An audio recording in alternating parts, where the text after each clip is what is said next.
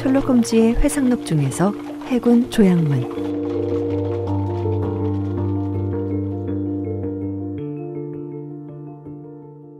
내가 결혼한 그해 7월에는 흥미로운 사건이 3건이나 일어났다. 3가지 사건 모두 운 좋게 홈즈와 함께할 수 있었고 홈즈의 추리를 충분히 연구할 수 있는 기회를 얻었다. 이들 사건은 2번째 얼룩, 해군 조약문, 피곤한 선장이라는 제목으로 내 노트에 기록했다. 이 가운데 첫 번째 사건은 중대한 이야기가 얽혀있을 뿐만 아니라 영국의 상류 계급 가문과 얽힌 사건으로 당분간 공개하기가 힘들 것이다. 하지만 홈즈가 관여한 사건 중에 이처럼 확실하게 그의 추리 방법이 그 가치를 드러내고 깊은 인상을 남긴 사건은 아직까지 없었다. 홈즈가 프랑스 파리 경찰 디비그와 독일 단치히의 유명한 탐정 프리츠 본 발트바움을 만나 사건의 진상을 설명해 준 것을 나는 한 글자도 놓치지 않고 기록했다. 2 사람 모두 사건을 규명하기 위해 노력했지만 결국에는 부차적인 문제에 힘을 쏟고 있을 뿐이었다. 하지만 이 이야기를 마음 놓고 공개하려면 새로운 세기가 되어서야 가능할 것이다. 그리고 2번째 사건에 대해 말하자면 그것도 한때 국가적으로 중대한 사건이 될 우려가 있었다. 학창시절 나는 퍼시 펄프스라는 소년과 친하게 지냈는데 나보다 2학년 위였지만 나이는 같았다. 그는 매우 똑똑해서 학교에서 주는 상이란 상은 전부 휩쓸었고 결국 명예로운 장학금을 받고 캠브리지 대학에 입학해 그의 더욱 화려한 학력을 이어나갔다. 내 기억에 집안도 아주 훌륭했는데 그의 외삼촌이 보수당의 영향력 있는 정치가 홀드 허스크경이란 사실을 알고 있었다. 하지만 아무리 훌륭한 배경이 있어도 학교에서는 전혀 도움이 되지 않았다. 우리는 오히려 운동장에서 펄프스를 따라다니며 괴롭혔고 경기 중에는 방망이로 그의 정강이를 때리고는 좋아하기 일쑤였다. 그러나 그가 졸업 후 사회에 나갔을 때 상황은 뒤바뀌었다. 펄프스가 자신의 재능과 유력한 외삼촌을 둔 덕분에 외교부에서 좋은 자리를 얻었다는 소식이 들려왔다. 그러나 곧 그를 완전히 잊고 지냈는데 어느 날 갑자기 그에게서 편지가 왔다. 워킹 브라이어 브레이 저택에서 학창시절에 자네가 3학년이고 내가 5학년이었었던 올챙이 펄프스를 기억하겠지. 상당히 좋은 자리를 얻었다는 것도 알고 있는지 모르겠군. 나는 책임과 명예를 한 몸에 받고 있지만 이제는 곧 닥쳐올 파멸을 코앞에 두고 있네. 그 끔찍한 사건에 대해 자세히 쓸 필요는 없다고 생각해. 단 자네가 내 부탁을 들어준다면 그때는 자세히 들려주겠네. 나는 9주 동안이나 뇌염을 앓다가 이제 막 회복이 됐지만 완치된 건 아니야. 홈즈와 함께 나에게 와줄 수 있겠나? 경찰에서는 할 수 있는 모든 방법을 다 해봤다고 하지만 나는 이번 사건에 대해 홈즈의 의견을 듣고 싶으니 그와 함께 가능한 빨리 와줬으면 해. 신경이 곤두서서 1분이 1시간처럼 느껴져. 홈즈에게 바로 조언을 구하지 않은 것은 그분의 능력을 인정하지 않아서가 아니라 사건의 충격이 너무 커서 제정신이 아니었다고 홈즈에게 전해주게. 지금은 제정신으로 돌아왔지만 병이 다시 도질까봐 될 수 있으면 그 사건에 대해서는 생각하지 않으려고 노력하고 있어. 또 아직 몸이 좋지 않아서 편지도 다른 이가 받아서 적게 하고 있네. 제발 홈즈를 모시고 와주게. 옛 친구 퍼시 펄프스. 이 편지를 읽으면서 마음을 감동시키는 무언가가 있었는데 거듭 홈즈를 데리고 와달라고 간곡하게 부탁하는 것을 보니 참으로 안쓰럽게 느껴졌다. 아무리 어려운 일을 부탁했어도 들어줬을 텐데 하물며 홈즈가 좋아하는 일이라면 기꺼이 들어주어야 하지 않겠는가? 아내도 얼른 홈즈에게 이야기하는 것이 좋겠다고 했으므로 나는 아침을 먹자마자 득달같이 베이커가의 옛 집으로 향했다. 홈즈는 실내복 차림으로 책상 앞에서 화학 실험에 열중하고 있었다. 끝이 굽은 커다란 가열기가 분젠 버너의 파란 불꽃 위에서 부글부글 끓고 있었다. 그리고 증류수 방울이 2리터짜리 병에 고여 있었다. 내가 들어가도 홈즈는 쳐다보지 않았다. 매우 중요한 실험을 하고 있는 것 같아 나는 의자에 앉아 기다리기로 했다. 홈즈는 유리 피펫으로 여러 병에 담긴 내용물을 줬더니 용액이 담긴 시험관을 탁자 위로 가져갔다. 오른손에는 리트머스 종이를 들고 있었다. 중요한 순간에 왔군, 왓슨. 이 종이가 파란색을 유지한다면 괜찮은 거고 붉은색으로 변하면 한 사람의 목숨이 위험해진다네. 홈즈는 리트머스 시험지를 시험관 안의 용액에 담갔다. 그것은 곧 칙칙한 붉은색으로 변했다. 이럴 줄 알았지. 곧 끝날 테니 잠깐 기다려주게 왓슨. 페르시아 슬리퍼 안에 담배가 있네. 홈즈는 책상에 앉아 전보 용지에 글을 쓰더니 심부름하는 소년을 불러 그것을 건네주었다. 그리고 내 맞은편 의자에 앉아 길고 가는 손으로 무릎을 감싸 안았다. 평범한 살인 사건일세, 왓슨. 자네는 좀 더 재미있는 사건을 가져왔겠지. 매우 중대한 사건인가? 나는 홈즈에게 편지를 건네주었고 홈즈는 집중해서 읽었다. 별 얘기는 없군. 안 그런가? 홈즈가 편지를 돌려주며 말했다. 나도 잘 모르겠어. 하지만 이 필체는 재밌군. 아, 그건 친구의 글씨가 아니야. 맞아. 이건 여자가 쓴 거지. 아닌데? 남자가 쓴 글씨인데? 아니, 여자 글씨가 분명하네. 게다가 아주 독특한 성격을 가지고 있군. 어쨌든 사건을 막기에 앞서 의뢰인 근처에 좋든 나쁘든 특이한 인물이 있다는 것만으로도 나름 의미가 있는 일이지. 자네만 괜찮다면 당장 워킹으로 출발해서 공경에 처한 외교관과 편지를 대신 쓴 그 여자를 만나보고 싶군. 운 좋게도 우리는 이른 아침에 워털루역에서 기차를 탈 수 있었다. 그리고 1시간도 지나지 않아 전나무 숲과 떨기나무가 우거진 워킹에 도착할 수 있었다. 역에서 몇 분 거리에 넓은 부지에 세워진 커다란 브라이어 브레이 저택이 있었다. 명함을 내밀자 우리는 우아하게 꾸며진 응접실로 안내를 받았고 그곳에서 약간 뚱뚱한 사내가 우리를 반갑게 맞았다. 나이는 30대 후반으로 보였지만 붉은 두 뺨과 명랑해 보이는 눈빛이 개구쟁이 소년 같은 인상을 풍겼다. 와주셔서 정말 기쁩니다. 그가 악수하며 말했다. 버시는 오전부터 두 분이 언제 도착하시냐며 계속 기다리고 있습니다.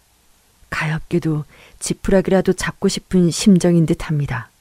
저는 퍼시의 부모님 대신 두 분을 만나달라고 부탁을 받았습니다. 그분들에겐 이 이야기를 하는 것만으로도 무척 고통스러운 일이니까요. 자세한 내용은 아직 듣지 못했습니다만 당신은 이 집안의 가족이 아니로군요. 홈즈가 말했다. 남자는 깜짝 놀라더니 잠깐 아래를 내려다보고 웃기 시작했다. 아, 그래요. 당신은 레 로켓에 있는 J.H라는 머리 글자를 보셨군요. 처음엔 어떤 교묘한 술수라도 쓰는 줄 알고 깜짝 놀랐습니다. 저는 조셉 해리슨이라고 합니다. 동생 애니가 버시와 결혼하기로 되어 있어서 앞으로는 친척이 되겠군요. 동생은 퍼시 방에 있을 겁니다. 지난 2달 동안 약혼자를 돌봤거든요. 자, 제가 그쪽으로 안내해드리죠. 퍼시가 당신들을 기다리고 있습니다. 우리가 들어간 방은 응접실과 같은 층에 있었다. 방은 거실 겸 침실로 꾸며져 있었고 구석구석에 꽃이 아름답게 장식되어 있었다. 몹시 여위고 창백한 얼굴을 한 퍼시가 창문 옆 소파에 누워 있었다. 열린 창문으로는 정원에 있는 화초의 싱그러운 향기가 바람에 흘러들어왔다. 우리가 들어가자 퍼시 옆에 있던 여자가 일어나면서 물었다. 퍼시, 잠시 나가 있을까요? 그녀가 퍼시에게 물었다. 퍼시는 여자의 손을 붙잡았다. 오랜만이야, 왓슨. 퍼시가 다정하게 말했다. 곧수염을 기르니 영 못 알아보겠군. 자네도 나를 바로 알아보지는 못하겠지? 아, 저분이 자네의 유명한 친구 셜록 홈즈 씨인가? 나는 홈즈를 소개하고 의자에 앉았다. 뚱뚱한 남자는 나갔지만 그의 여동생은 퍼시의 손을 잡은 채 방에 남아 있었다. 그녀는 굉장한 미인이었다. 키가 약간 작고 통통한 편이었지만 아름다운 올리브색 피부에 눈은 이탈리안처럼 크고 검었으며 머리카락은 검고 숱이 풍성했다. 그녀의 건강한 피부빛 때문에 곁에 있는 환자의 창백한 얼굴이 더 수척해 보였다. 바쁘신데 오시라고 해서 죄송합니다. 퍼시가 소파에서 몸을 일으키며 말했다. 바로 본론으로 들어가죠. 저는 행복하고 성공한 사람이었습니다. 그런데 결혼을 앞두고 갑자기 불행이 닥치면서 모든 것이 망가졌습니다. 왓슨에게 들으셨을 테지만 저는 외무부에서 일합니다. 외삼촌인 홀드 허드슨경 덕분에 누구보다 빠르게 중요한 자리로 승진을 하게 됐죠. 외삼촌은 외교부 장관으로 취임하시고 몇몇 중요한 업무를 제게 맡기셨습니다. 저는 모두 성공적으로 처리했고 외삼촌도 제 재능에 신뢰를 하게 되셨죠. 10주일 전쯤이었습니다. 정확히 말하자면 5월 23일 삼촌은 저를 집무실로 부르시더니 그동안 일을 잘 처리했다고 칭찬하시면서 새로운 중요한 일을 맡아달라고 부탁을 하셨습니다. 그리고는 책상 서랍에서 회색 두루마리를 꺼내셨죠. 이건 영국과 이탈리아 사이의 비밀 조약 원본이다. 그런데 안타깝게도 신문사에 이 이야기가 노출이 됐어. 더 이상 외부에 알려지면 정말 큰일이 날 게다. 프랑스와 러시아 대사관에서는 이 문서의 내용을 알기 위해서라면 막대한 비용을 지불하고서라도 입수하려고 할 게다. 이 문서는 내 서랍에서 꺼내면 절대 안 되지만 아무래도 사본을 만들어 두어야겠다. 네 사무실에 책상에 있니? 네, 있습니다. 그럼 이 문서를 책상 서랍에 넣어두고 잠가두어라. 다른 사람들은 퇴근하게 하고 너 혼자 남을 수 있도록 조치하마. 아무에게도 들키지 않게 조심히 사본을 만들어다오. 다 만들고 나면 원본과 함께 서랍에 넣어 잠가두었다가 내일 아침에 직접 가져오기를 바란다. 저는 외삼촌에게 그 서류를 받아서 잠깐 두 분이 대화를 나누는 동안 방 안에 다른 사람은 없었습니까? 홈즈가 끼어들었다. 우리 둘뿐이었습니다. 큰 방이었나요? 가로 세로 9m 정도 됩니다. 방 한가운데에서 이야기하셨습니까? 예, 그랬을 겁니다. 조용하게 말씀하셨겠죠. 외삼촌은 항상 목소리를 낮춰서 말씀하십니다. 저는 거의 아무 말도 하지 않았고요. 홈즈가 눈을 감으며 말했다. 계속하시죠. 저는 삼촌이 지시한 대로 다른 직원들이 퇴근할 때까지 기다렸습니다. 제 방에는 찰스 고로라는 사람이 밀린 업무를 하고 있었고요. 그래서 저는 잠깐 식사를 하기 위해 나갔다 왔습니다. 사무실에 돌아와 보니 찰스는 퇴근하고 없더군요. 저는 서둘렀습니다. 왜냐면 아까 모신 해리슨 씨, 그러니까 조셉이 11시 기차를 타고 워킹으로 돌아갈 예정이어서 저도 가능하다면 11시 기차를 같이 타고 싶었거든요. 조약문은 훑어보니 과연 중요한 내용이었고 외삼촌의 말은 결코 과장이 아니었습니다. 삼국 동맹에 대한 대영 제국의 입장을 밝힌 문서였어요. 프랑스 함대가 지중해에서 우위를 점하게 될 경우 영국 해군은 어떤 정책을 취해야 할지 미리 밝혀둔 문서였죠. 마지막에는 고관들의 서명이 적혀 있었습니다. 저는 이 문서를 쭉 살펴본 뒤에 사본 만드는 일을 시작했습니다. 그것은 전문이 26개 조나 되는 긴 문서였는데 프랑스어로 쓰여 있었습니다. 가능한 서둘렀지만 밤 9시가 돼서도 9조까지 밖에는 베껴 쓰지 못했기에 예정했던 기차는 도저히 탈 수가 없었습니다.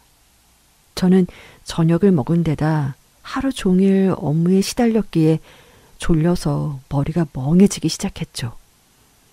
커피 한 잔이라도 마시면 머리가 맑아질 것 같더군요. 아래층에 있는 수의실에는 수의가 늦게까지 일하는 직원들을 위해서 커피를 끓여줍니다. 그래서 저는 배를 올려 수의를 불렀습니다. 그런데 뜻밖에도 앞치마 차림에 체격이 큰 교양 없어 보이는 나이든 여자가 올라왔습니다. 수의의 아내라면서 여기서 잡무를 맡고 있다고 하더군요. 저는 커피를 한 잔 부탁했습니다. 11개 조문까지 쓰고 나니 아까보다 더 졸렸죠. 저는 다리를 펴기 위해 일어나서 방 안을 왔다 갔다 돌아다녔습니다. 커피는 아직 오지 않아서 왜 이리 늦어지는지 이상해서 살펴보기 위해 문을 열고 복도로 나가 계단 쪽으로 걷기 시작했습니다. 사무실에 희미한 램프가 켜진 복도는 똑바로 이어져 있는데 여기가 유일한 출구입니다. 이 복도는 구부러진 계단에서 끝나는데 그 계단 밑에 수의실이 있죠. 또 그 계단을 내려가다 보면 작은 층계참이 있는데 여기서 다른 쪽으로 가는 복도가 이어져 있는데 그 두 번째 통로로 나가면 계단이 시작되고 그곳으로 내려가면 고용인들이 다니는 뒷문이 있습니다. 그 문은 직원들이 찰스가에서 건물로 들어오는 지름길로 사용이 되기도 합니다. 그려보면 대충 이렇게 생겼습니다. 아, 그렇군요. 어떤 구조인지 잘 알겠습니다. 이제부터 중요한 부분이니 잘 들어주십시오. 제가 계단을 내려가서 홀에 가보니 수인은 방에서 깊은 잠에 빠져 있었습니다. 알콜 램프에 올려놓은 주전자가 펄펄 끓어 물이 바닥에 떨어지는 것도 모르는 것 같길래 제가 램프를 껐습니다. 그리고 수위를 깨우려고 하는데 그때 수위 머리 위에서 벨이 요란스럽게 울리기 시작했고 그가 깜짝 놀라 벌떡 일어났습니다. 그리고 저를 보더니 외치더군요. 펄푸스 씨. 수위가 당황한 얼굴로 저를 보며 말했습니다. 커피가 아직 멀었나 해서 와 봤소. 아, 물을 끓이는 동안 깜빡 잠이 들어버려서. 수인은 제 얼굴을 보더니 아직도 흔들리고 있는 배를 올려다보고는 더욱 놀란 얼굴이 됐습니다. 펠푸스 씨가 여기 계시는데 대체 누가 배를 울리는 거죠? 벨이라니 대체 무슨 벨을 말하는 겁니까? 펠푸스 씨 사무실에서 울리는 벨입니다. 순간 심장이 싸늘하게 얼어붙었습니다. 중요한 문서가 책상 위에 펼쳐져 있는 그 방에 누군가 있다는 얘기니까요. 저는 정신없이 위층으로 올라가 복도를 달렸습니다. 복도에는 아무도 없었어요. 방에도 없었고요.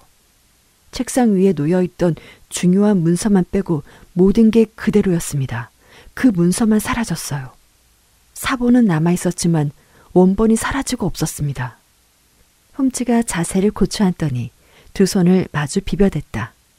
이 사건에 마음이 빼앗긴 모양이었다. 홈즈가 낮은 목소리로 물었다. 그래서 어떻게 하셨습니까? 저는 도둑이 옆문 계단을 통해 올라왔다는 것을 직감했습니다. 정문으로 들어왔다면 저와 마주쳤을 테니까요. 도둑이 사무실에 숨어 있었던 건 아닐까요? 복도가 어두웠다고 했는데 그곳에 숨어 있을 수도 있지 않겠습니까? 그건 불가능합니다. 방과 복도에는 쥐새끼 한 마리 숨을 곳이 없습니다. 아, 그렇군요. 계속 말씀하십시오. 제가 창백하게 질린 것을 보고 수인은 무슨 일이 일어났다는 사실을 깨달았는지 2층까지 따라 올라왔습니다. 그래서 우리는 사무실을 뛰쳐나가 찰스가로 이어지는 가파른 계단으로 내려갔습니다. 문은 닫혀 있었지만 잠겨 있진 않았죠. 우린 문을 열고 밖으로 나갔습니다. 그때 근처 교회 종이 3번 울렸습니다. 분명히 기억해요. 9시 45분이었습니다. 매우 중요한 단서군요. 홈즈가 셔츠 소매단에 무엇인가를 적었다. 그날 밤은 매우 어둡고 가는 비가 내리고 있었습니다. 찰스가에는 아무도 없었지만 항상 그렇듯이 화이트홀 쪽에는 많은 사람들이 있었습니다. 우리는 우산도 쓰지 않은 채 거리로 뛰어나갔고 앞쪽 모퉁이에서 경찰관을 발견했습니다. 도둑입니다. 외무부에 있던 아주 중요한 서류를 도둑 맞았습니다. 수상한 사람이 이곳을 지나가지 않았습니까? 저는 이곳에 15분 전부터 서 있었지만 단 한 사람만 지나갔습니다. 쇼를 나이 든 키 큰 여자였죠. 아, 그 여자는 제 아내일 겁니다. 다른 사람은 없었나요? 수희가 말했습니다. 없었습니다. 그럼 도둑놈은 저쪽으로 달아난 게 틀림없습니다.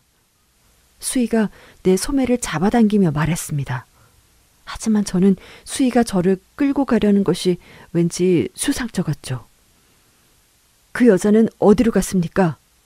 제가 물었습니다. 글쎄요. 지나가는 건 봤지만 어디로 가는지는 지켜보지 않았습니다. 단 조금 서두르는 것 같았죠. 얼마나 지났습니까? 그리 오래되지는 않았습니다. 5분쯤 됩니까? 예, 그런 것 같습니다. 경찰과 얘기를 하고 있는데 수희가 저를 다그쳤습니다. 시간 낭비입니다. 한시가 급해요. 제 말을 믿어주십시오. 그 여자는 제 아내입니다. 이번 일과 아무런 관계가 없어요. 얼른 반대쪽으로 가야 합니다. 안 가시면 저라도 가보겠습니다. 그렇게 말하고는 수희는 반대쪽으로 달려가기 시작했습니다. 저는 그를 따라가서 소매를 붙잡고 물었죠. 자네는 어디 사는가? 브릭스톤 아이비레인 16번지에 삽니다. 펠프스 씨, 제 아내는 의심하지 않으셔도 됩니다. 어서 반대쪽으로 가서 살펴봐야 합니다. 수희의 말을 들어서 손해볼 건 아무것도 없었습니다.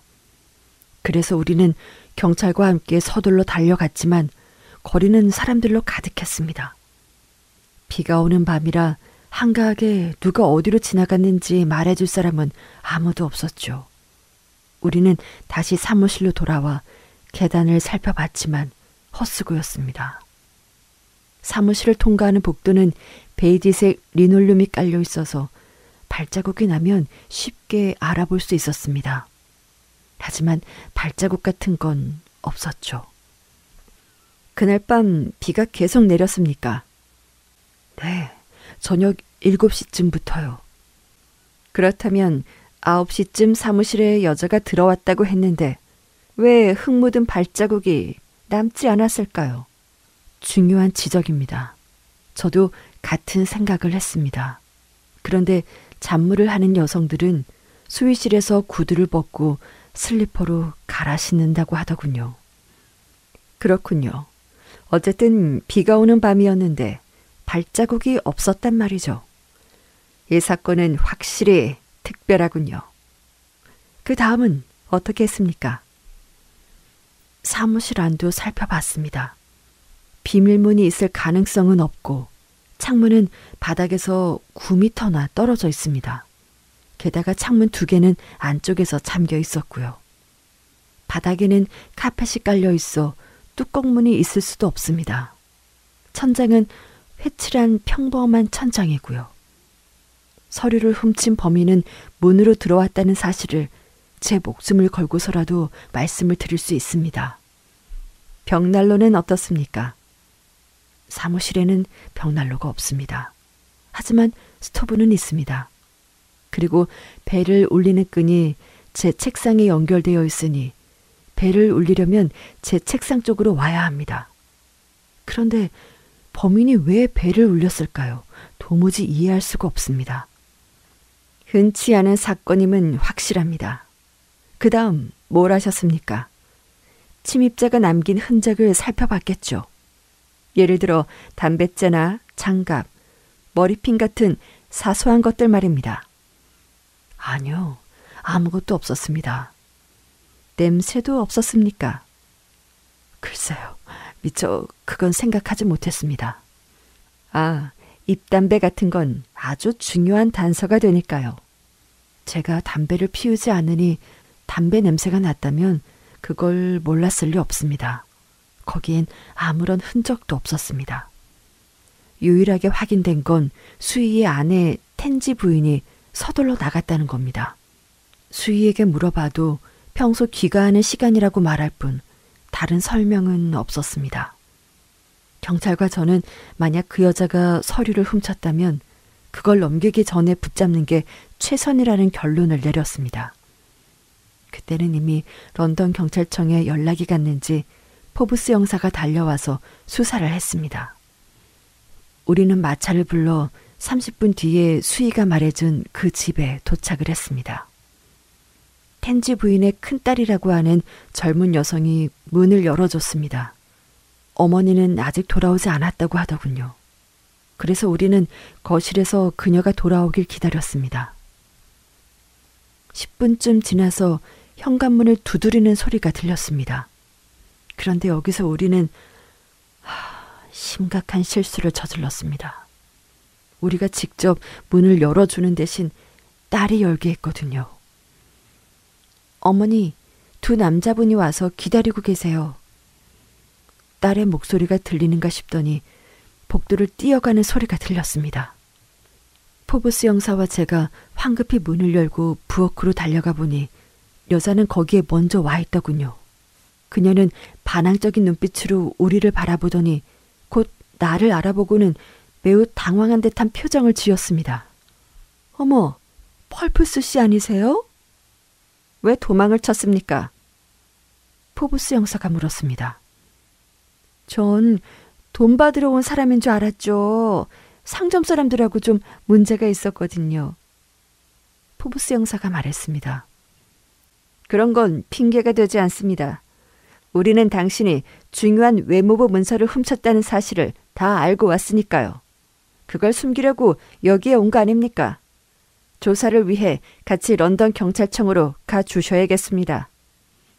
텐지 부인은 소리를 지르며 저항을 했지만 소용없었습니다. 우리는 마차를 불러 경찰청으로 가기 전에 부엌을 살펴봤습니다. 우리가 뛰어들기 전에 서류를 태운 건 아닐까 해서요. 하지만 쟤도 종이 조각도 없었습니다. 우린 런던 경찰청에 도착하자마자 텐지 부인을 여자 경찰관에게 넘겨 몸을 수색하도록 했습니다. 기다리는 동안 저는 초조했지만 어디에서도 서류는 발견되지 않았습니다. 제 인생 최대 위기였죠. 아무 생각도 아무것도 할 수가 없었습니다. 조약문을 되찾을 수 있을 거라 확신을 했기 때문에 그렇지 못할 경우 어떤 일이 벌어질지 상상조차 할 수 없었어요. 하지만 더는 손쓸 방법이 없자 그제서야 제 비참한 처지를 알게 됐습니다. 왓슨은 잘 알고 있겠지만 학창시절 저는 소심하고 겁 많은 소년이었습니다. 저는 외삼촌과 같이 일하는 동료들에게 끼칠 피해를 생각하니 어찌할 바를 모르겠더군요. 어떻게 이런 일이 생겼을까요? 국익이 걸려있는 사고는 허용되지 않습니다. 저는 파멸했습니다. 수치와 절망으로 망가졌습니다. 그 다음부터 제가 뭘 했는지 기억도 나지 않아요. 경찰관들이 저를 둘러싸고 위로해 준 것은 희미하게 생각이 납니다. 그중 한 명이 나를 워털루 역까지 마차로 배웅을 해 주었고 워킹앤 기차에 태웠습니다. 우리 집 근처에 사는 페리의 의사가 나와 같은 기차를 타지 않았다면 그 경찰관들은 저를 집까지 데려다 줬을 겁니다. 의사는 아주 친절하게 저를 돌봐줬습니다. 덕분에 큰 도움을 받았죠.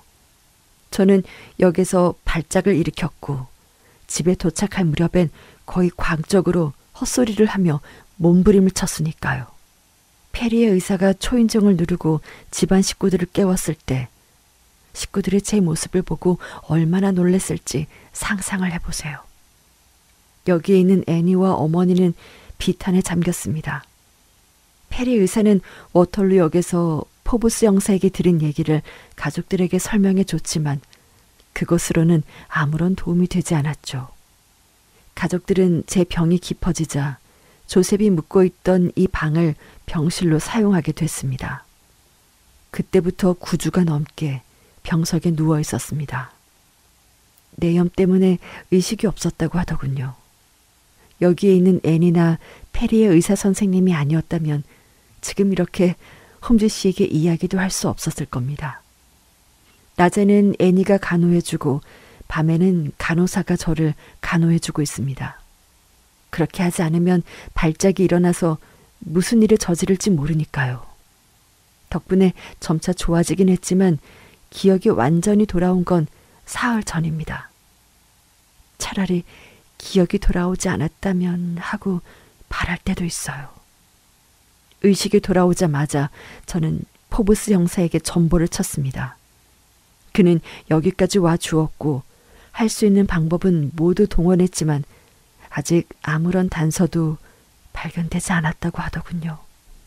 수희 부부를 조사했지만 사건에 도움이 될 만한 것은 아무것도 나오지 않았다고 합니다. 그래서 경찰은 그날 늦게까지 남아있던 찰스 고로를 의심했습니다. 조금 전 말씀드렸지만 고로는 그날 밤 사무실에서 야근을 했죠.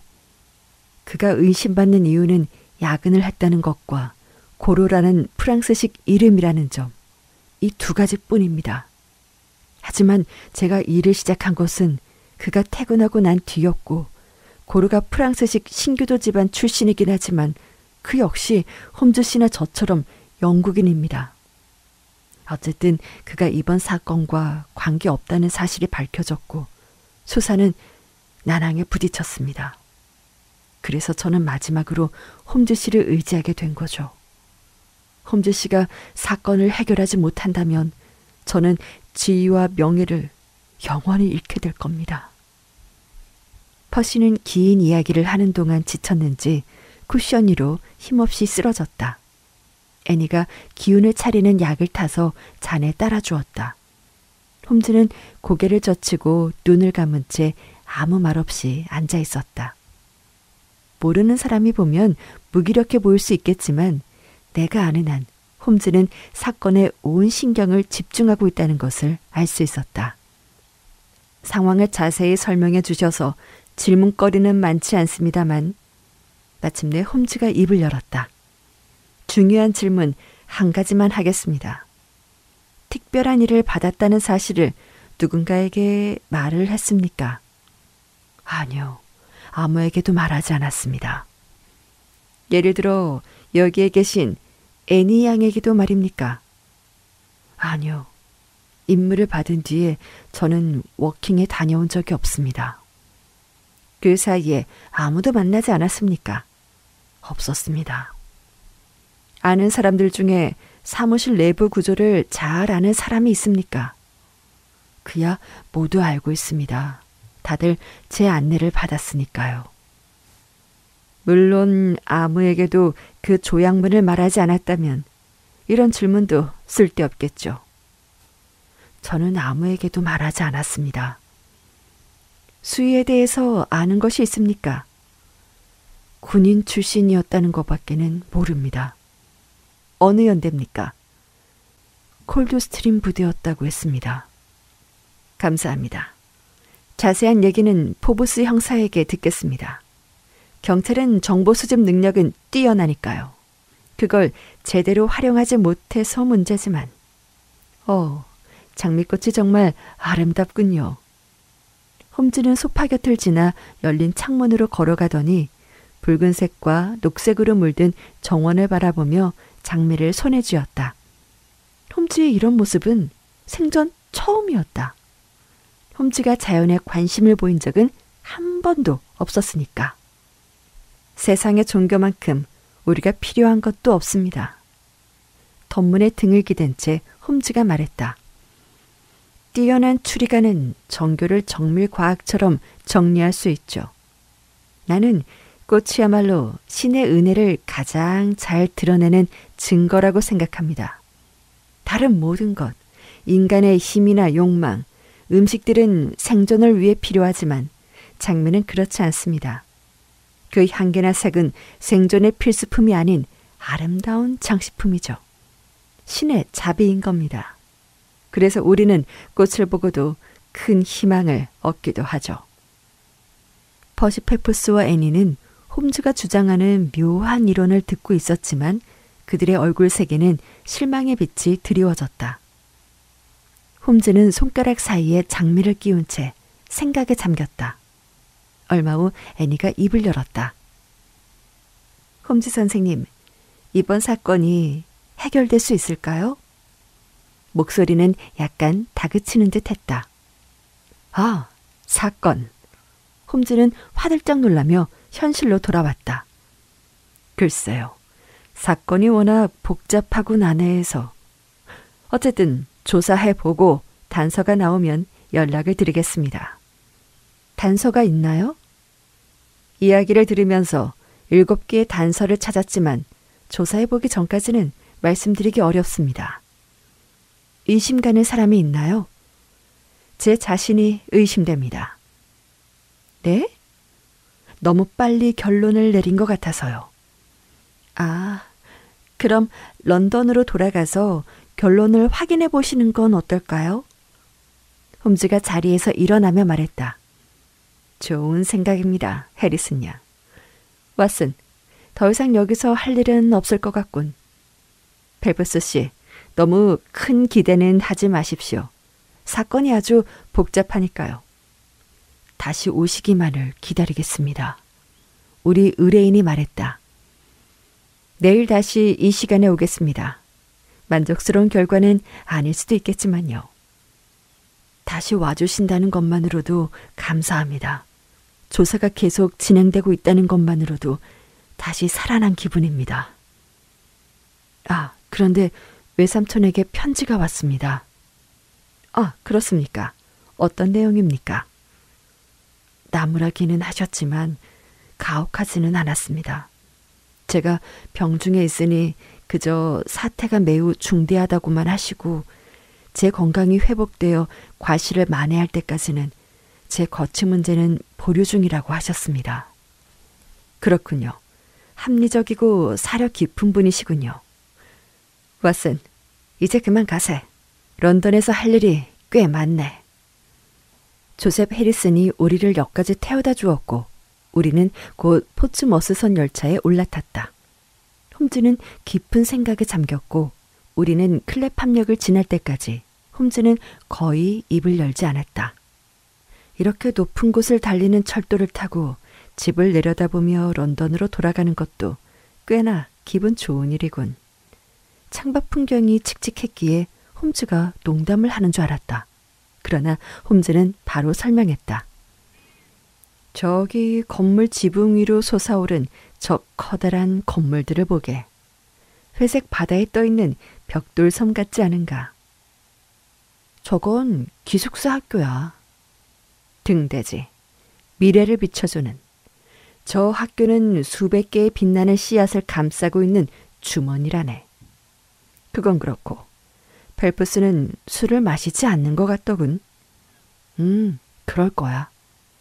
나도 그렇게 생각하지만 우리는 모든 가능성을 생각해 봐야 하네. 가엾게도 그 남자는 어려움에 빠져 있지만 우리가 건져낼 수 있을지는 의문이야. 애니 해리슨에 대해서는 어떻게 생각하나? 강단 있어 보이던데? 그래, 맞아. 게다가 착한 사람이지.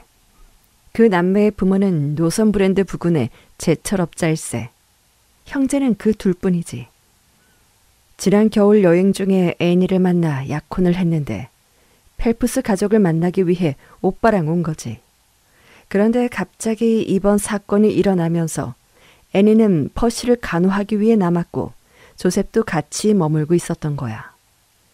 지금까지는 사소한 몇 가지 조사를 벌였지만 이제부터는 중요한 조사를 하게 될 걸세. 내 병원 환자들은 환자를 돌보는 일이 이번 사건보다 흥미롭다면 홈즈가 살짝 삐진 듯 말했다. 1년 중 가장 한가한 계절이라 하루나 이틀쯤은 괜찮을 거라고 말을 하려던 참이었네. 잘 됐군. 홈즈의 기분이 다시 좋아졌다. 그러면 같이 이 사건을 조사하세. 우선 포브스 형사를 만나봐야겠어. 필요한 정보는 다 제공해 줄 테니까. 그 설명을 듣고 나면 어떻게 이 사건을 접근해야 할지 알 수 있을 거야. 조금 전에 단서를 찾았다고 하지 않았나? 몇 가지 있지만 조사를 더 해봐야 그 가치를 알 수 있네. 가장 추리하기 어려운 사건은 목적 없는 범죄야. 그런데 이번 사건은 목적 없는 범죄가 아니거든. 이 일로 이익을 얻는 건 누구일까? 바로 프랑스 대사와 러시아 대사지. 그리고 그중 한쪽에 조약문을 팔 만한 사람이라면 바로 홀드 허스트경이겠지. 홀드 허스트경이라고? 문서가 사라지면 오히려 입지가 탄탄해지는 정치인들도 있으니까.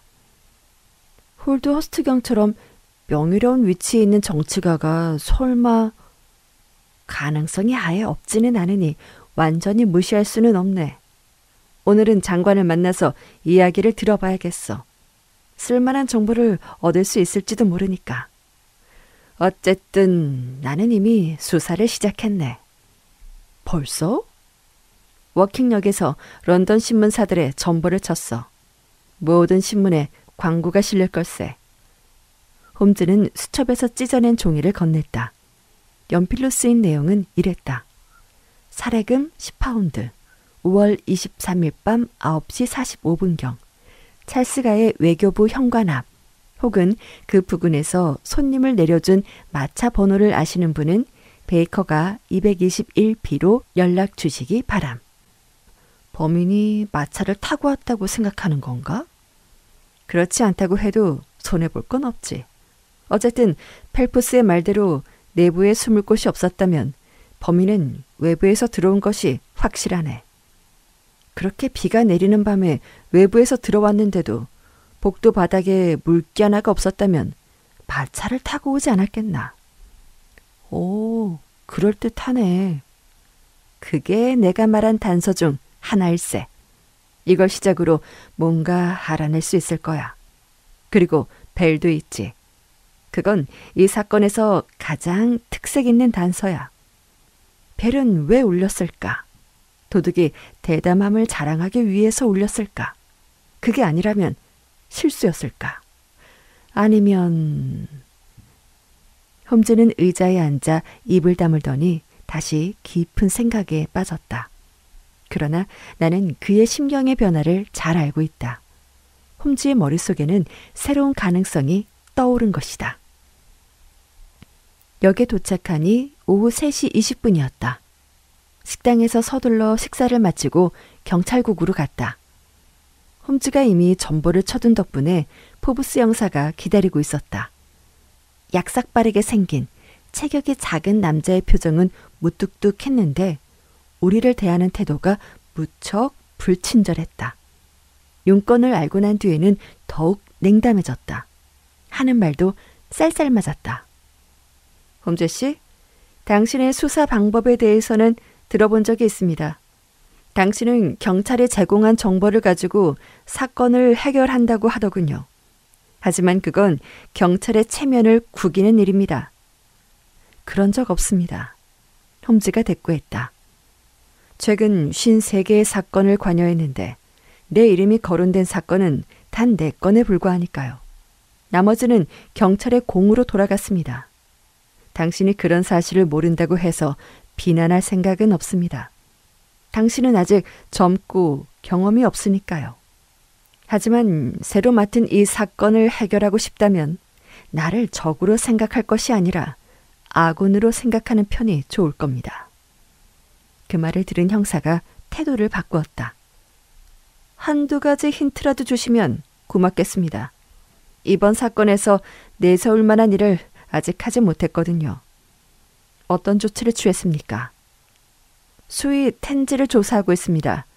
근위대를 좋은 성적으로 제대했고 달리 의심할 점을 찾지는 못했습니다만 그의 부인이 좀 의심스럽습니다. 그녀는 뭔가를 더 알고 있는 것 같거든요. 그녀에게 미행을 붙였습니까? 여자 경찰을 붙여놓았죠.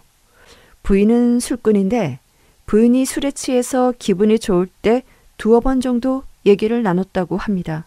하지만 단서가 될 만한 것은 없었습니다. 집에 빚쟁이들이 찾아온다고 하던데요. 예, 하지만 빚은 전부 갚았습니다. 돈이 어디서 났습니까? 아, 수상한 돈은 아닙니다.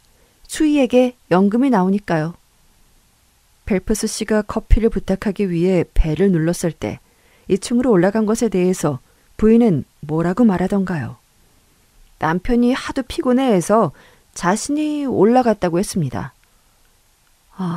그래서 수희가 의자에 앉아 잠이 들었던 모양이군. 부인의 성격이 마음에 걸리긴 하지만 다른 수상한 점은 없는 것 같군요. 사건이 있던 날 밤 부인은 서둘러 집으로 돌아갔는데 그 이유를 물어봤습니까? 경찰관 눈에 띌 정도로 서둘렀다고 하던데요. 평상시보다 늦어서 서둘러 갔다고 하더라고요. 당신과 펠프스 씨가 20분이나 늦게 출발을 했는데 부인보다 먼저 집에 도착했다는 사실에 대해서 자세히 물어봤습니까? 네, 여자가 탄 합승마차보다 우리가 탄 사륜마차가 더 빠른 게 아니냐고 하더라고요. 그러면 집에 도착하자마자 부엌으로 달려간 이유는 빚쟁이들에게 줄 돈을 그곳에 뒀다고 했습니다. 모든 행동에는 이유가 있군요.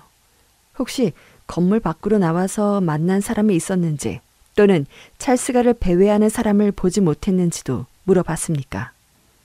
경찰관 말고는 아무도 보지 못했다고 하대요.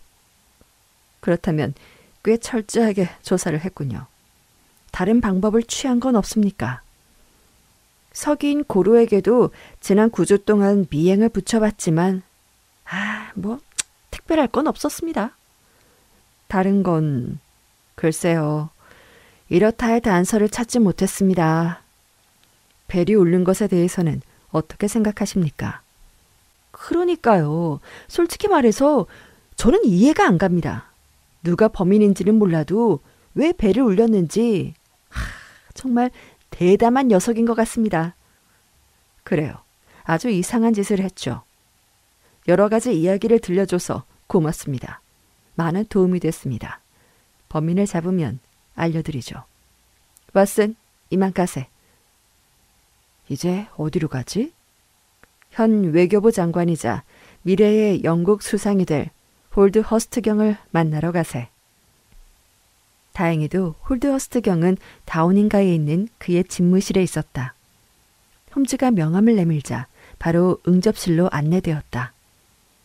장관은 특유의 예법으로 우리를 맞아들였다. 벽난로 양쪽에 놓인 2개의 호화로운 의자에 앉으라고 권했다. 우리 둘 사이 카펫 위의 선경은 호리호리하고 키가 컸으며 날카로운 인상에 사려 깊은 표정을 하고 있었다. 희끗희끗한 흰머리는 범상치 않은 인상을 주었는데 기족다운 높은 품격에 인물다웠다. 경이 미소를 지으며 말했다. 홈즈 선생의 명성은 익히 들어서 알고 있어. 물론 당신이 왜 방문을 했는지도 알고 있어. 이 관청에서 당신의 주목을 끌만한 일은 단 하나뿐이니까 말이오. 그런데 이 일을 누가 부탁했는지 물어도 되겠습니까? 퍼시 펄프스 씨가 의뢰했습니다. 홈즈가 대답했다. 불쌍한 내 조카. 선생도 짐작하시겠지만 우리는 친척이라 이번 일을 감싸주는 것이 좀 어렵소. 이번 사건으로 그 아이의 미래가 불투명해질 것 같소. 만약 서류를 찾는다면요. 그렇게만 된다면 이야기는 달라지겠죠. 몇 가지 질문할 것이 있습니다. 홀드허스트경. 기꺼이 내가 도울 수 있는 일이라면. 이 방에서 문서의 사본을 작성하라고 지시하셨습니까? 그렇소. 그럼 누군가 이 말을 엿들을 수도 있었을까요? 불가능하오. 사본을 작성할 거라는 얘기를 누군가에게 하신 적이 있습니까? 없소. 확실합니까? 확실하오. 그렇다면 장관께서 말한 적도 없고 펠프스 씨도 말한 적이 없다면 이번 일은 아무도 모르는 일입니다. 그렇다면 범인이 펠프스 씨의 방에 들어간 것은 우연이겠죠. 책상 위에 펼쳐놓은 문서가 눈에 띄었고 얼씨구나 싶어 훔친 거로군요. 홀드허스트 경이 미소를 지으며 말했다. 그 부분은 내 전문 분야가 아니오. 홈즈가 잠깐 생각에 잠겼다가 말을 이었다. 한 가지 더 의논드리고 싶은 것이 있습니다. 장관님은 이 조약의 내용이 외부에 알려지면 심각한 상황이 발생할 거라고 걱정을 하셨다고 들었는데요. 홀드허스트 경의 얼굴에 어두운 그림자가 지나갔다. 매우 심각한 일이 발생합니다. 그 문제가 발생했습니까? 아직은 아닙니다. 만약 그 조약문이 프랑스나 러시아에 들어간다면 장관님은 곧 아시게 되겠죠. 그럴 겁니다. 얼굴을 찌푸리며 홀드허스트 경이 말했다. 사건이 일어난 지 10주가 지났는데도 아직 아무런 반응이 없으니 어떤 이유에서든 아직 그 문서는 프랑스나 러시아로 들어가지 않았다고 할 수 있겠군요. 홀드허스트 경이 어깨를 으쓱했다.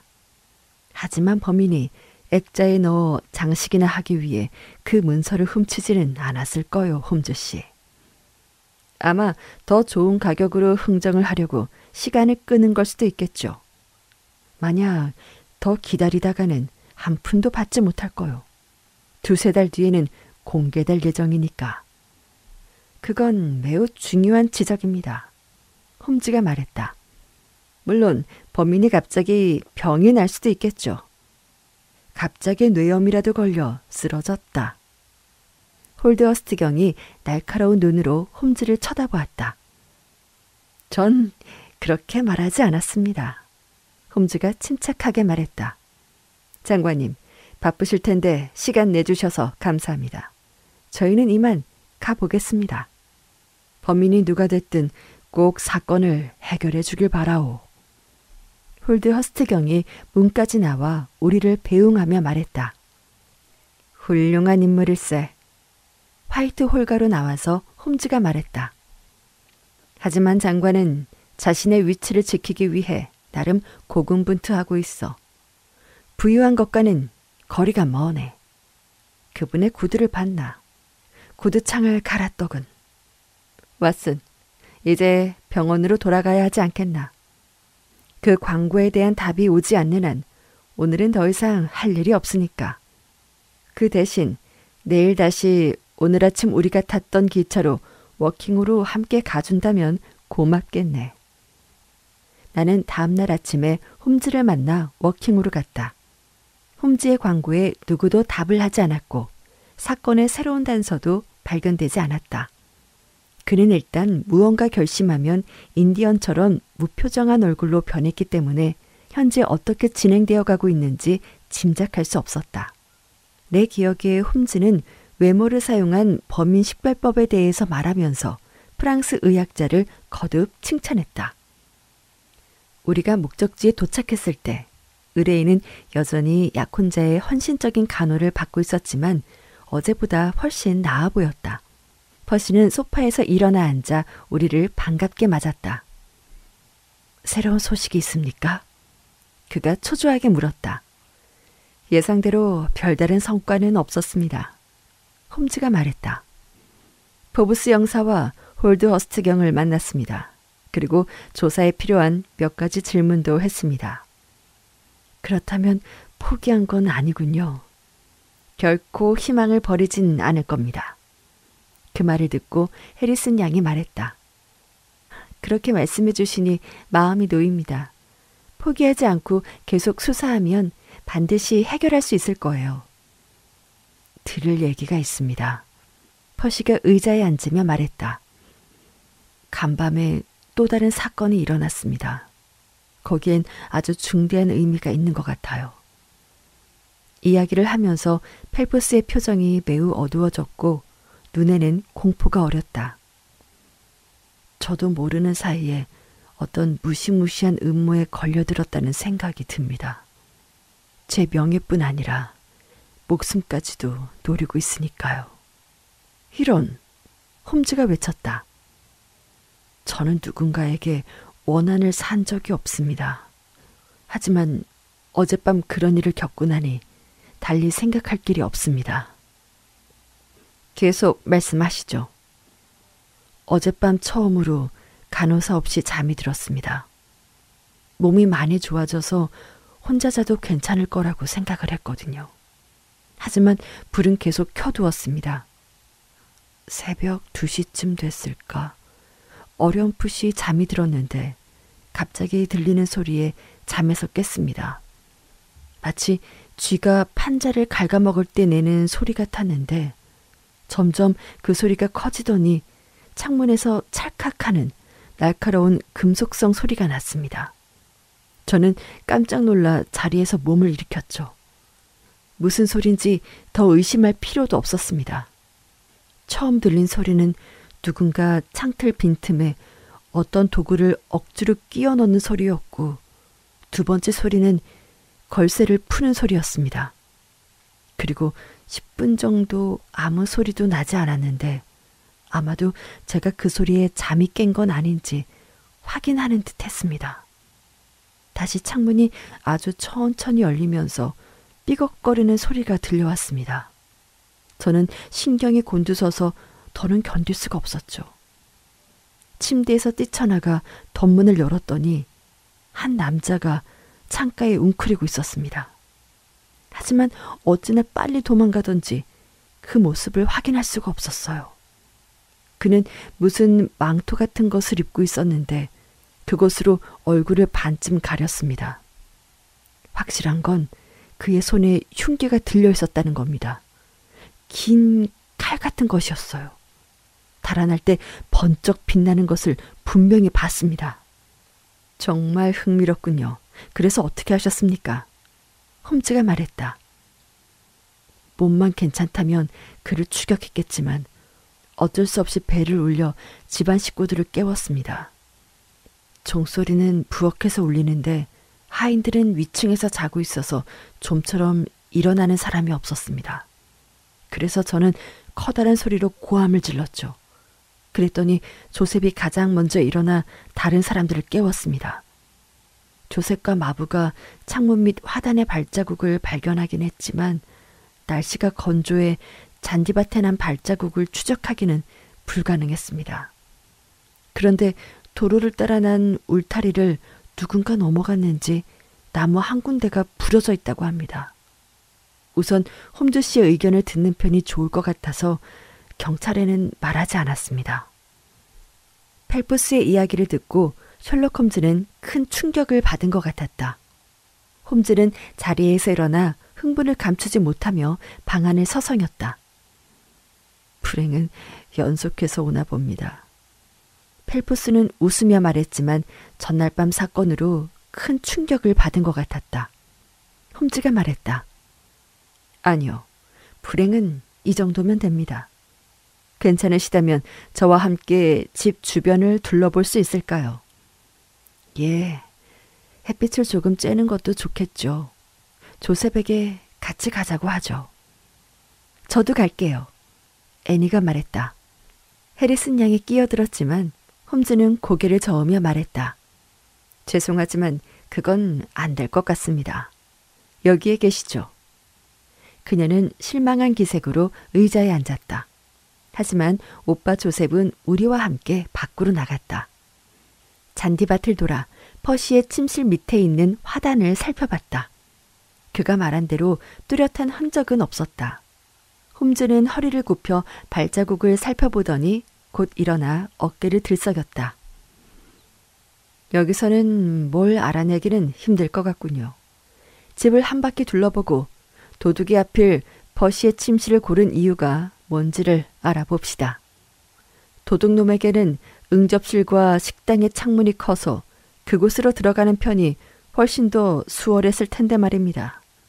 그것들은 길에서 더 잘 보입니다. 조셉이 말했다. 아, 그렇죠. 그런데 이건 무슨 문인가요? 도둑이 이 문으로 들어오려고 시도했을지도 모르겠군요. 상인들이 드나드는 문입니다. 물론 밤에는 열쇠를 걸어둡니다. 예전에도 도둑이 들었습니까? 아니요. 집안에 도둑이 탐낼 귀중품이 있습니까? 감나가는 물건은 없습니다. 홈즈는 두 손을 주머니에 찔러 넣고는 집안을 둘러보았다. 평소 홈즈에게서는 볼 수 없는 건성건성한 태도였다. 홈즈가 조셉 해리슨에게 말했다. 그런데 도둑이 울타리를 넘은 흔적이 발견되었다고 하던데 거기도 좀 보여주시죠. 뚱뚱한 조셉이 울타리 위에 나무가 부러진 곳으로 우리를 안내했다. 부러진 조그만 나무 조각이 매달려 있었다. 홈즈는 그것을 뜯어내고 조심스럽게 살펴보았다. 어젯밤 부서진 게 맞습니까? 좀 오래되어 보이는데요. 안 그런가요? 글쎄요. 그럴 수도. 게다가 저편으로 뛰어내린 흔적이 없습니다. 이런 건 별 도움이 되지 않을 것 같군요. 다시 방으로 돌아가 이야기를 나누는 것이 좋겠습니다. 퍼시 펠프스는 곧 매형이 될 사람의 팔에 의지해서 걷기 시작했다.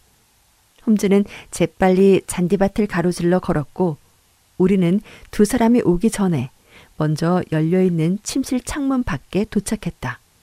홈즈가 매우 진지한 말투로 말했다. 해리슨 양, 오늘 하루 종일 이 방을 지키고 있어야 됩니다. 무슨 일이 있어도 여길 떠나서는 안 돼요. 아주 중요한 일입니다. 물론이죠. 홈즈 씨가 그렇게 말씀하신다면. 애니 해리슨이 놀라서 대답했다. 밤에 잘 때는 방문을 바깥에서 잠그고 열쇠를 잘 간수해야 합니다. 꼭 그렇게 해야 해요. 하지만 퍼시는요? 퍼시는 오늘 밤 우리와 런던으로 갈 겁니다. 그럼 저 혼자 여기 남으란 말인가요? 이게 다 퍼시를 위해서입니다. 그분에게 큰 도움이 될 겁니다. 빨리요. 약속하세요. 애니는 동의의 표시로 고개를 끄덕였다. 얼마 후 퍼시와 조셉이 도착했다. 왜 이런 곳에 있니? 밝은 곳으로 나오렴. 아, 괜찮아요, 오빠. 두통이 좀 있어서요. 이 방은 시원해서 기분이 좋아지거든요. 이제 뭘 하실 건가요, 홈즈 씨? 펄프스가 물었다. 글쎄요. 사소한 일에 집중하다가 중요한 것을 놓쳐서는 안 되겠죠. 저와 함께 런던으로 가주시면 큰 도움이 될 것 같습니다. 지금요? 빠를수록 좋습니다. 1시간 후에 출발하시죠. 몸도 회복됐으니 도움이 된다면 기꺼이 가겠습니다. 큰 도움이 될 겁니다. 그럼 오늘 밤에는 런던에서 자야겠군요. 예, 그렇게 하자고 말을 하려던 참이었습니다. 그럼 도둑이 오늘 밤 다시 찾아오더라도 사냥감이 없으니 실망하겠네요. 이제 모든 것을 홈즈 씨에게 맡겼으니 당신이 원하는 걸 말씀하세요. 저와 함께 조셉도 같이 가는 것이 좋겠죠? 아니요, 그럴 필요는 없습니다. 아시다시피 여기 왓슨은 의사이니 헬프스 씨를 돌보는데 아무 문제가 없을 겁니다. 괜찮다면 여기서 점심을 먹고 런던으로 출발하시죠. 모두가 홈즈의 의견을 따르기로 했다. 해리슨 양도 홈즈의 지시대로 침실에서 나오지 않았다. 홈즈의 계획이 무엇인지 정확히 알 수는 없었지만 애니를 약혼자에게서 떼어놓으려는 것처럼 보였다. 퍼시는 건강이 회복되어 우리와 함께 동행할 수 있게 된 것을 기뻐하면서 식당에서 함께 식사를 했다. 그 다음 홈즈는 우리를 다시 한번 놀라게 했는데 그는 역까지 같이 와서는 나와 펠프스를 안내하더니 갑자기 자신은 그대로 워킹에 남겠다고 천연덕스럽게 말하는 것이었다. 여기를 떠나기 전에 확실히 해두고 싶은 것이 남았습니다.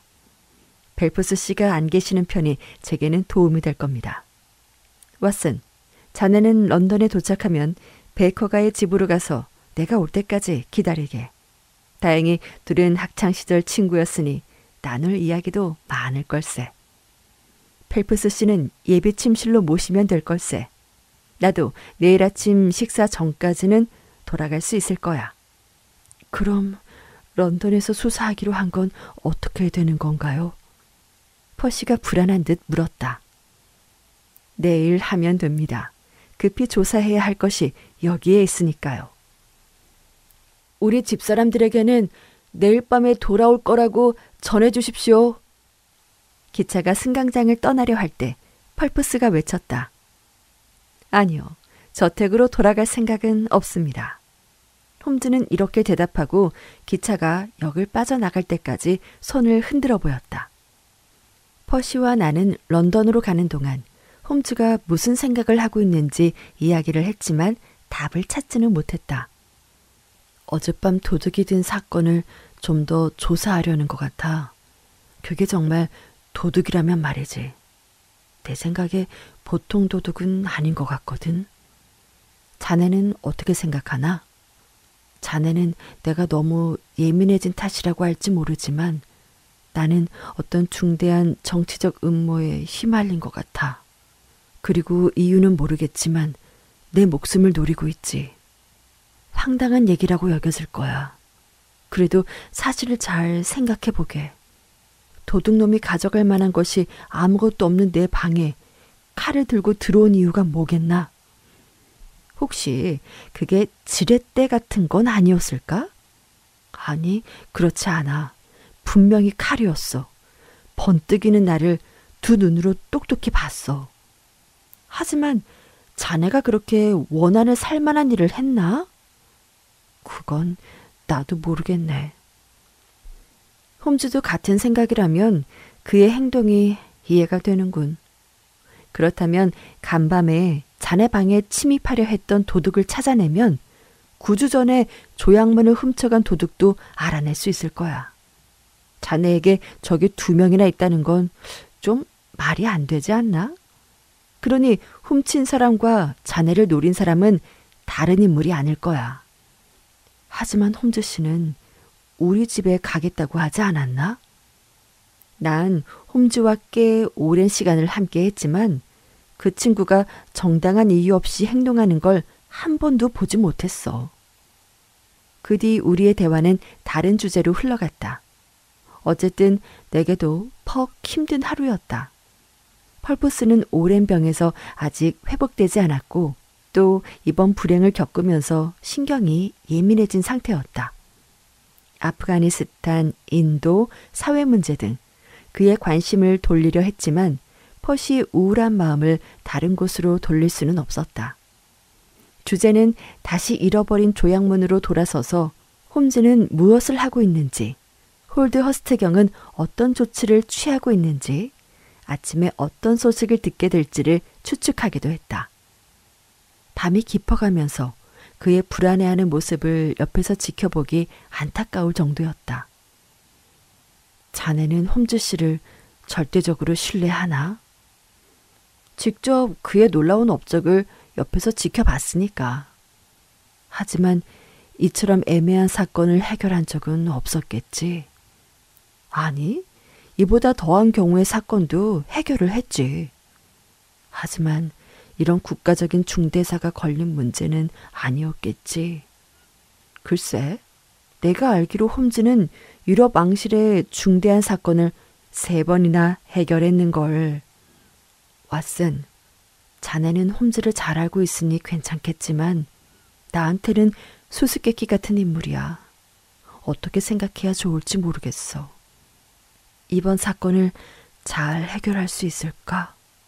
자신 있을까? 그는 아무 말도 하지 않았어. 안 좋은 징조로군. 그 반대지. 홈즈는 단서가 없다면 그렇다고 분명히 말했을 거야. 단서를 찾기는 했지만 확신할 수 없을 때 그는 입을 다물고 아무 말도 하지 않아. 펠프스, 어쨌든 우리가 아무리 똥줄 타봤자 사건 해결에는 도움이 되지 않으니 그만 자는 건 어떨까? 그래야 내일 아침에 상쾌한 기분으로 소식을 들을 수 있을 거야. 나는 퍼시를 설득해서 잠자리에 들게 하려고 했지만 그의 흥분한 태도로 보아 잘 가능성은 별로 없다는 것을 알았다. 게다가 퍼시의 기분은 전염성이 강해서 나도 밤늦게까지 뒤척이며 이 기묘한 사건에 대해 이리저리 생각해보기도 하고 추리를 해보기도 했다. 하지만 생각하면 할수록 엉뚱한 생각만 깊어졌다. 홈즈는 왜 워킹에 남았을까? 왜 해리슨 양에게 방에서 나오지 말라고 했을까? 어째서 자신이 워킹에 남는다는 사실을 브라이어 브레이 사람들에게 알리지 않기 위해 그토록 조심했을까? 이 모든 궁금증을 설명할 수 있는 가설을 생각하다가 겨우 잠이 들었다. 잠이 깬 것은 아침 7시였다. 얼른 펠프스 방으로 가보니 밤을 꼬박 새웠는지 헬쓱한 얼굴이었다. 퍼시는 나를 보자마자 홈즈가 도착했는지 물었다. 반드시 약속한 시간에 올 거야. 내 말이 맞았다. 8시가 막 지나자 마차 한 대가 집 앞에 멈춰섰고 그 안에서 홈즈가 내렸다. 창가에 서 있는 우리는 홈즈가 왼손에 붕대를 감았고 안색은 창백했으며 표정이 굳은 것을 보았다. 홈즈가 2층으로 올라오기까지 시간이 좀 걸렸다. 일이 잘 안 풀린 모양이야. 퍼시가 말했다. 나는 퍼시의 말이 옳다는 걸 인정할 수밖에 없었다. 어찌된 건지 이야기를 들어봐야지. 홈즈가 돌아오기만을 잔뜩 기대하고 있었는데 손을 다쳤자는가. 대체 무슨 일이 있었던 걸까? 퍼시가 신음소리를 내며 말했다. 홈즈, 다친 건가? 그가 방에 들어왔을 때 내가 물었다. 괜찮네. 살짝 까진 것뿐이야. 잠깐 실수를 했거든. 홈즈가 아침 인사로 고개를 끄덕이며 말했다. 펠프스 씨, 이렇게 종잡을 수 없는 사건은 처음인 것 같군요. 포기하신다고 할까봐 겁이 났습니다. 정말 특이한 경험이었습니다. 손에 붕대를 감은 걸 보니 알겠네. 무슨 일이 생긴 건지 어서 얘기나 해보게. 내가 말했다. 이보게. 그 얘기는 아침을 먹고 나서 하기로 하지. 새벽부터 서리주의 공기를 30마일이나 마시면서 달려왔으니. 아, 우리가 낸 광고에 대한 답은 아직인가? 아, 괜찮네. 상황이 언제나 우리에게 유리하게 흐르지는 않으니까. 식사 준비를 해달라고 벨을 울리려는데 허드슨 부인이 커피와 홍차를 가지고 올라왔다.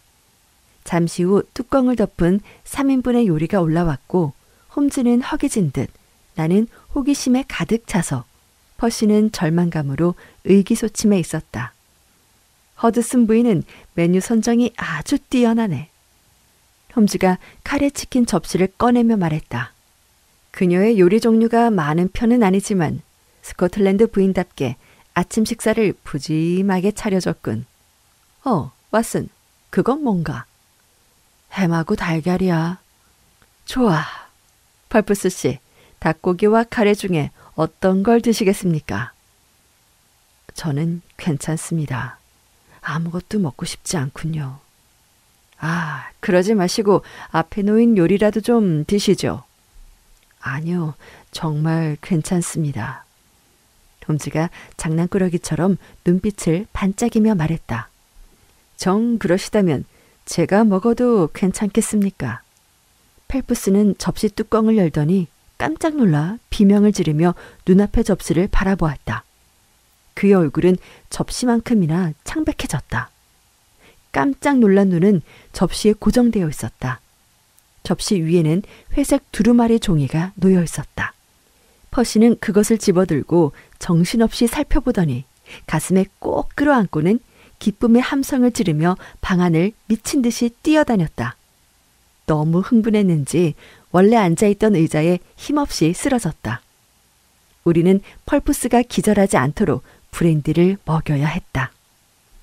이봐요. 정신 차려요. 홈즈가 펠프스의 어깨를 두드리며 말했다. 갑자기 놀래켜서 미안합니다. 왓슨은 잘 알겠지만 제가 원래 극적인 걸 좋아합니다. 펠프스가 홈즈의 손에 입을 맞췄다. 신께서 당신을 축복하시길. 당신이 제 명예를 구해줬습니다. 하마터면 제 명예까지 잃을 뻔했습니다. 당신도 실수하고 싶지 않겠지만 나 역시 사건을 해결하다가 실패하는 것을 원치 않으니까요. 펠프스는 귀중한 문서를 외투 안쪽 주머니에 찔러 넣었다. 식사를 방해하고 싶진 않지만 이 서류를 어디에서 찾았는지 알고 싶어 죽을 지경입니다. 셜록 홈즈는 커피 한 잔을 단숨에 비우더니 햄과 달걀을 뚫어져라 쳐다봤다. 그런 다음 자리에서 일어나 파이프에 불을 붙이고 자기 의자에 앉았다. 우선 기차역에서 두 분을 떠나보내고 저는 서리의 아름다운 숲속길을 산책했습니다. 리플리라는 마을의 풍경이 무척 아름답더군요. 그리고 그곳의 여관으로 들어가 커피를 마시고 물통에 마실 물을 채우고 샌드위치를 하나 싸서 주머니에 넣어 준비를 마쳤습니다. 거기서 저녁까지 있다가 워킹에 있는 브라이어 브레이 저택 주변을 지나는 도로에 도착한 것이 해가 막 진 다음이었죠. 평소에도 사람들이 많이 지나는 길은 아니었지만 오가는 사람들이 없어지기를 기다렸습니다. 그리고는 담을 넘어 기어 들어갔죠. 문이 열려 있었을 텐데요. 퍼시가 말했다. 그랬죠. 하지만 이번 사건은 좀 독특해서요. 전 전나무 세 그루가 자란 곳을 골라서 숨은 뒤에 거기서 병실 창문 쪽으로 기어갔습니다. 그래서 바지에 무릎이 이렇게 더러워진 겁니다. 거기서 웅크리고 앉아서 한참을 지켜봤죠. 아직 커튼을 내리지 않아 저는 방 안에서 해리슨 양이 책을 읽고 있는 것을 볼 수 있었습니다. 해리슨 양은 10시 15분이 되자 책을 덮고 덧문을 내린 다음 침실로 들어갔습니다. 문을 닫고 열쇠를 잠그는 소리를 똑똑히 들을 수 있었죠.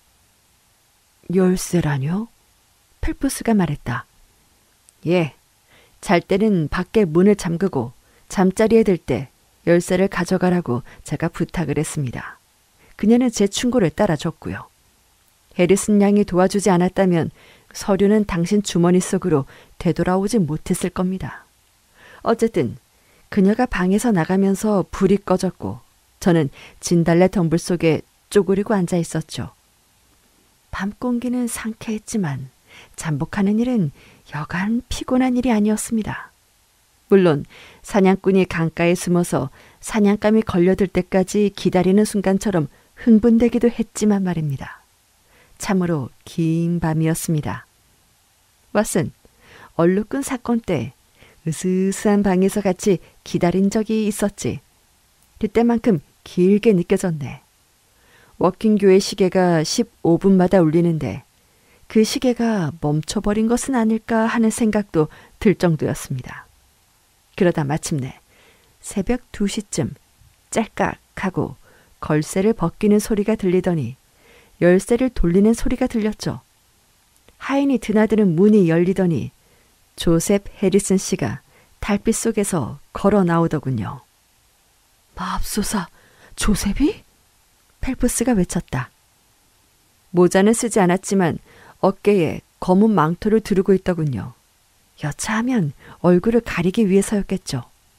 그는 담벼락 그늘 속에 숨어 발꿈치를 들고 살금살금 창가 쪽으로 걸어와서 긴 칼을 창틀에 끼워 놓고는 걸쇠를 벗기더군요.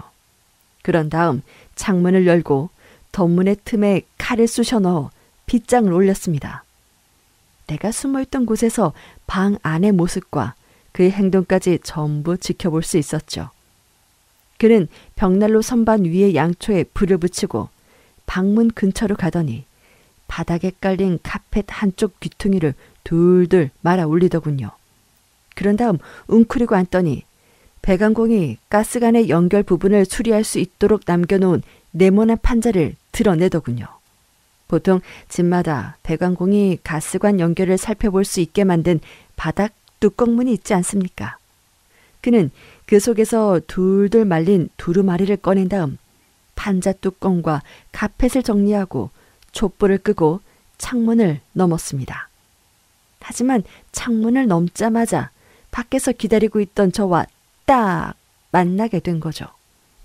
조셉은 생각했던 것보다 사악한 인물이더군요. 칼을 휘두르며 제게 덤벼들었습니다. 덕분에 손가락을 다치고 말았죠. 격투 끝에 간신히 그를 제압했지만 그의 한쪽 눈에는 살기가 가득했습니다. 제가 설득하자 순순히 문서를 포기하더군요. 저는 문서도 찾았으니 조셉을 놓아줬습니다. 일단 오늘 아침에 보브스 영사에게 전보로 사건의 경위를 알려두었습니다. 바로 체포하면 좋았겠지만 이미 도망쳤을 겁니다. 정부 입장이나 홀드어스트 경이나 펠프스 씨 입장에서도 오히려 잘된 일이죠. 법정에 서서 진술을 하는 것보다는. 마옵소서. 퍼시가 한숨을 내쉬었다. 그럼 10주일 동안 그 서류가 제 방에 있었단 말입니까? 그렇습니다. 땅 조셉 녀석, 조셉이 도둑놈이었다니. 그는 보기와는 다르게 음흉하고 위험한 인물이었습니다. 오늘 새벽에 조셉이 털어놓은 얘기에 따르면 주식으로 돈을 잃어서 돈이 되는 일이라면 뭐든지 하게 됐다고 하더군요. 저밖에 모르는 이기적인 인간입니다. 그런 자가 절호의 기회가 왔다는 생각이 들자 동생의 행복이며 당신의 명예도 돌아보지 않은 거죠. 퍼스 펠프스는 의자에 몸을 깊게 묻었다. 그 얘기를 들으니 현기증이 납니다. 홈즈가 교수 같은 말투로 말했다. 이번 사건의 가장 어려웠던 부분은 증거가 너무 많았다는 것입니다. 중요한 증거가 별 쓰잘데기 없는 것들로 감추어져 있었으니까요. 꼭 필요하다고 생각되는 증거들만 골라서 순서대로 나열해 사건을 재구성해야만 했습니다. 사건이 일어난 날 밤, 당신이 조셉과 함께 돌아갈 예정이었다는 말을 듣고 조셉을 의심하기 시작했죠. 그는 외무부의 건물 내부를 잘 알고 있었기에 사무실에 들를 가능성이 컸습니다. 또 누군가 당신 방에 침입하려 했다는 얘기를 듣고 나의 의심은 확신으로 변했습니다. 그 방에 무언가를 숨길 수 있는 사람은 조셉뿐이었으니까요.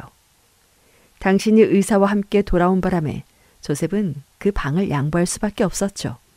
게다가 당신이 간호사 없이 혼자 자게 된 첫째 날에 침입하려 했으니 집안 사정에 밝은 사람의 짓이 분명했습니다. 저는 왜 그걸 몰랐을까요? 제가 알아낸 사건의 전말은 이렇습니다. 조셉 해리스는 찰스가로 통하는 문으로 외교부에 들어갔고 내부 구조를 잘 알고 있었기에 당신 방으로 바로 들어갔죠.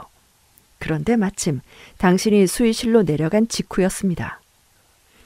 아무도 없어서 조셉은 서둘러 벨을 울렸는데 그때 문득 책상 위의 서류가 눈에 띈 겁니다.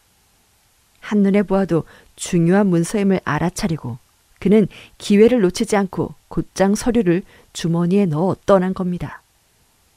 당신도 기억하시겠지만 몇 분간 수의가 수의실에서 지체하는 동안 도망갈 시간은 충분했으니까요.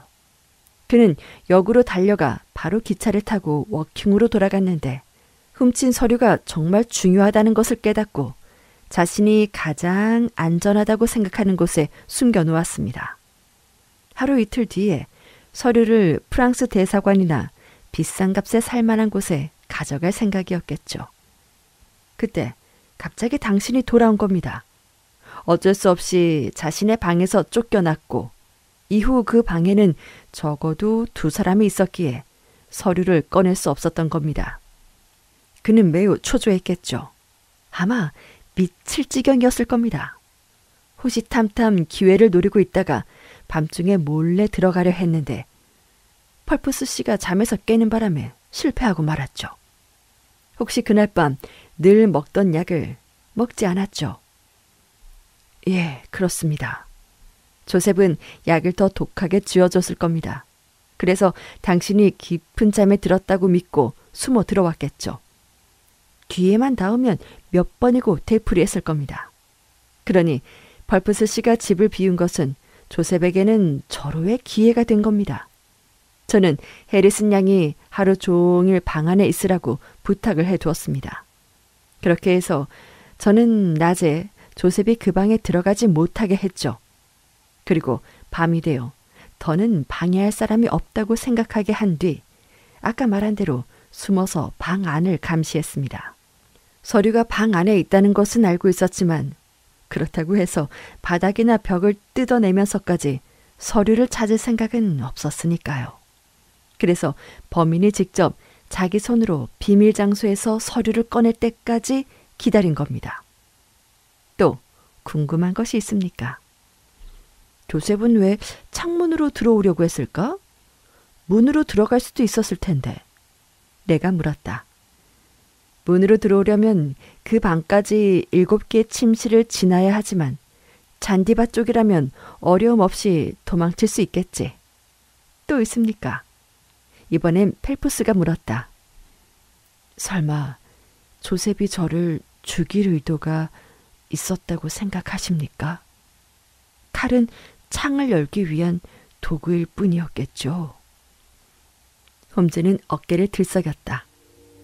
그럴지도 모르죠. 하지만 확실한 건 조셉 해리스는 믿을 만한 사람이 아니라는 겁니다. 저라면 절대 그를 믿지 않겠습니다.